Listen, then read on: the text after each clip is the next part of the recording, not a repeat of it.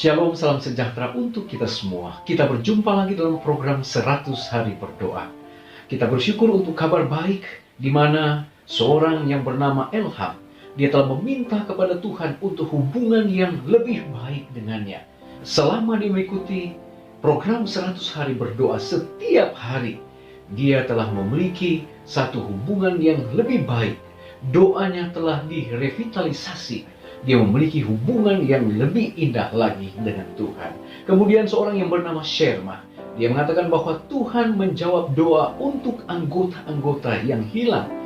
Dan ketika dia menemukan akan orang-orang yang hilang, dia bisa membawa kembali mereka kepada Tuhan. Dan akhirnya umat-umat Tuhan yang hilang ini telah dimenangkan dan kembali telah bergabung dengan gereja kita.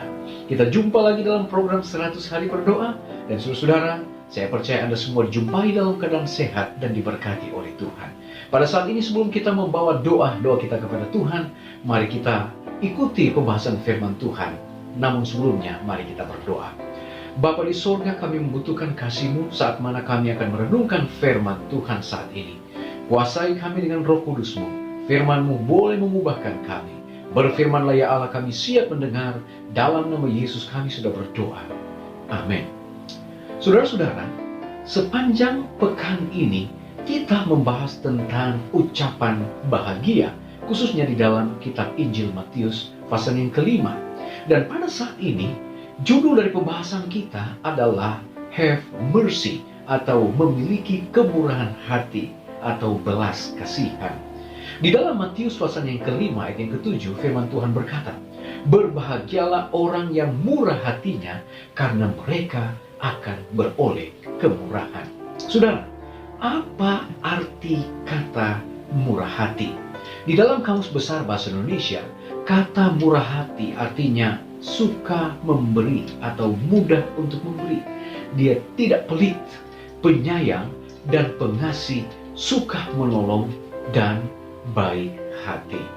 Ketika kita melewati akan masa-masa yang sukar saat ini, yaitu ketika pandemi COVID-19 dia terjadi secara global, maka sangat luar biasa.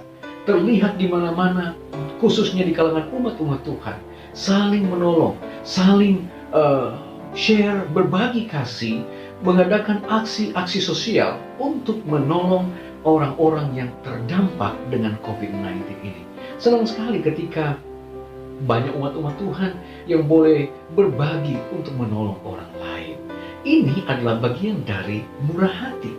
Oleh karena orang yang murah hati, dia akan dengan senang menolong orang lain yang mengalami kesusahan atau penderitaan. Saudara, di dalam Alkitab, kata murah hati dalam bahasa Ibrani adalah kesed, yang artinya adalah menaruh simpati terhadap orang lain, atau ikut menyesal atau merasakan kesedihan yang dialami oleh orang lain. Kata kesed adalah suatu kemampuan untuk menempatkan diri benar-benar dalam pribadi orang lain, sehingga kita dapat mengerti apa yang dipikir dan dirasakan orang tersebut. Saudara, arti yang sesungguhnya dari kata murah hati ini adalah suatu tindakan untuk mengidentifikasikan diri kita dengan orang lain. Inilah yang dimaksud dengan murah hati. Saudaraku yang kekasih, kita melihat ketika Yesus berada di atas dunia ini, dia menunjukkan simpati, dia menunjukkan empati, dia mau menolong orang lain yang dalam keadaan kesusahan, dalam penderitaan.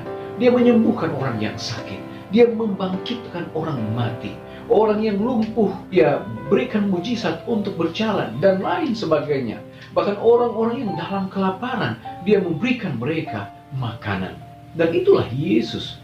Di dalam kitab Injil di sana dikatakan bahwa Yesus sebagai Tuhan, dia tahu lebih banyak tentang manusia daripada manusia itu sendiri mengetahui akan keberadaan diri mereka. Ada banyak catatan saudara-saudara di dalam kitab Injil di mana Yesus menunjukkan bahwa dia bukan hanya mengetahui apa yang manusia pikirkan, tetapi Yesus, dia mengetahui keberadaan kehidupan manusia saat itu bahkan kehidupannya di masa yang akan datang. Saudara, di dalam buku Standards of Christian Living, halaman 137 dan 138, dikatakan, Gereja Masehi Advent hari ke-7 atau umat-umat yang ada di dalamnya harus dikenal sebagai warga negara yang luar biasa dalam bekerja untuk kebaikan bersama, harus mendukung melalui pelayanan kita dan setiap usaha-usaha kita sejauh mungkin dan secara konsisten dengan keyakinan kita boleh berupaya untuk tatanan sosial dan untuk kebaikan dari orang lain, mempertahankan sikap tidak kompromi untuk keadilan dan hak dalam urusan sipil dan urusan sosial. Dan inilah yang dirindukan oleh gereja kita. Ketika Anda tergabung sebagai warga jemaat, sebagai warga gereja yang baik, maka hal-hal inilah yang dituntut kepada kita untuk bisa menjadi berkat di mana kita berada. Saudara kekasih, menjadi pertanyaan-pertanyaan bagi kita saat ini. Coba Anda luangkan waktu sejenak dan pikirkan tentang rahmat Tuhan atas hidup Anda. Dia memberikan kepada kita bukan hanya apa yang menjadi kebutuhan kita sehari-hari, tetapi kebutuhan untuk kehidupan kekekalan kita. Dia telah berikan untuk kita. Dia telah mati untuk kita. Dia telah disalibkan untuk kita. Dia telah menebus dosa-dosa kita. Di dalam buku Taught from the Mount of Blessing, halaman yang ke-22, Tuhan sendiri adalah sumber segala belas kasihan. Namanya adalah penyayang dan murah hati. Keluaran 34 ayat yang ke-6. Dia tidak memperlakukan kita sesuai dengan guru kita. Dia tidak bertanya apakah kita layak atas kasih-Nya, tetapi Dia mencurahkan kekayaan cintanya kepada kita untuk menjadikan kita layak. Dia tidak pendendam. Dia berusaha untuk tidak menghukum, tetapi justru Dia lakukan adalah untuk menebus kita.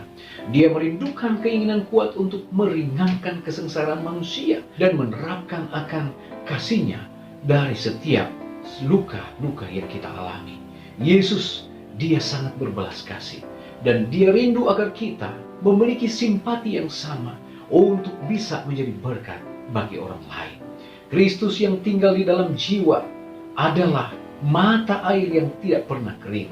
Di mana Dia tinggal akan ada banyak kebaikan-kebaikan yang kita bisa bagikan kepada orang lain. Saudara kekasih, pada hari ini kita diajak untuk melakukan apa yang Yesus mau, yaitu marilah kita mempraktikkan kehidupan yang murah hati, mau menolong orang lain, mau menjadi berkat bagi orang lain dalam keadaan susah dan senang.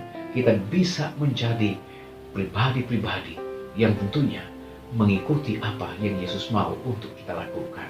Matius 5 ayat yang ke-7, berbahagialah orang yang murah hatinya, karena mereka akan beroleh kemurahan. Tuhan Yesus memberkati kita. Baik saudara-saudara, saat ini kita akan datang pada doa. Seperti biasa ada beberapa pokok doa yang kita akan doakan. Yang doa agar Tuhan menjadikan kita agen belas kasihan kepada orang lain. Kita berdoa untuk para siswa, mahasiswa yang saat ini berjuang untuk mendapatkan uang sekolah. Mereka berjuang untuk melanjutkan pendidikan mereka. Kita berdoa agar Tuhan bisa memberkati mereka dan Tuhan akan memberkati di dalam kelangsungan pendidikan mereka. Kita berdoa untuk anggota-anggota yang berada di Zimbabwe, di mana mereka saat ini sementara bergumul sehubungan dengan COVID-19 dan ketika mereka juga terjadi lockdown. Kita juga berdoa untuk pendeta-pendeta di Indonesia yang telah terdampak dengan COVID-19. Dan yang kelima, kita berdoa agar Tuhan memberkati jangkauan para siswa yang berada di Brasil yang secara sukarela memproduksi pembersih tangan untuk orang-orang tua. Baik saudara-saudara, mari kita gunakan waktu ini untuk berdoa bersama-sama. Mari kita berdoa. Bapa di surga, kepada Tuhan kami datang saat ini, mau berterima kasih oleh karena Tuhan baik bagi kami. Terima kasih oleh karena firman-Mu telah menjadi berkat untuk kami saat ini. Berbahagialah orang yang murah hatinya, oleh karena mereka akan memperoleh kemurahan. Ajarlah kami Tuhan, untuk boleh menjadi berkat kepada siapa saja. Kami boleh menjadi berkat untuk orang lain, sehingga apa yang Yesus rindukan untuk kami lakukan, kami juga boleh praktekkan di dalam kehidupan kami, untuk mana kami boleh menjadi berkat bagi orang lain. Bapa di sorga, saat ini kami mau berdoa Tuhan, biarlah kami boleh menjadi pribadi-pribadi yang boleh menjadi agen kemurahan. Kami boleh menjadi agen-agen yang boleh mempraktekkan kemurahan hati. Kami boleh menjadi anak-anak Tuhan yang boleh mendedikasikan kehidupan kami untuk menjadi pribadi-pribadi yang boleh menjadi berkat bagi banyak orang. Kami berdoa juga ya Tuhan untuk para siswa dan mahasiswa di seluruh dunia, khususnya di kalangan gereja Masih Advent hari ke-7, di mana mereka berusaha untuk mencari akan kebutuhan untuk kelanjutan dari pendidikan mereka. Tuhan berkati mereka. Banyak yang bekerja sebagai student labor. Tuhan kiranya berikan kesehatan, berikan kekuatan. Mereka boleh memperoleh akan biaya untuk melanjutkan pendidikan mereka. Kami juga berdoa Tuhan untuk umat-umat Tuhan di Zimbabwe. Saat mana negara itu di lockdown, mereka sangat-sangat menderita. Dan terlebih ada yang telah terpapar dengan COVID-19. Tuhan berkati mereka. Tuhan kiranya akan sembuhkan mereka. Pemulihan yang berasal daripada Tuhan kiranya menjadi bagian mereka. Kami juga mau berdoa saat ini Bapa, kiranya Tuhan akan memberkati kepada beberapa pengerja Tuhan, pendeta-pendeta yang berada di negara kami yang sudah terkontaminasi dengan COVID-19. Tolonglah mereka agar kiranya mereka boleh disembuhkan, dipulihkan oleh kuasa Tuhan. Kami bersyukur oleh karena Ketua Daerah Conference DKI, Pendeta Marbun telah pulih, telah sembuh. Biarlah ya Bapa, kesembuhan yang sama Tuhan akan berikan bagi umat-umat Tuhan ataupun pengerja-pengerja yang telah terpapar dengan COVID-19. Dan di dalamnya ya Bapa, kami juga berdoa untuk para siswa atau student yang berada di Brasil, di mana mereka berusaha untuk menciptakan hand sanitizer untuk orang-orang tua. Biarlah Tuhan berkati usaha-usaha mereka ini dapat menolong, dapat menjadi berkat, dan mereka juga boleh menjadi sarana untuk memutus mata rantai dari COVID-19 di Brasil dan sekitarnya. Terima kasih Bapa, ini menjadi doa dan permohonan kami. Biarlah berkat kasih Tuhan akan selalu menjadi bagian kami semua, dari sekarang sampai selama-lamanya. Di dalam nama Yesus kami sudah berdoa. Amin. Pertemuan kita pada saat ini telah selesai. Kita akan jumpa lagi pada besok hari. Mari berdoa, kita tidak berdoa sendirian. Tuhan Yesus memberkati kita. Amin.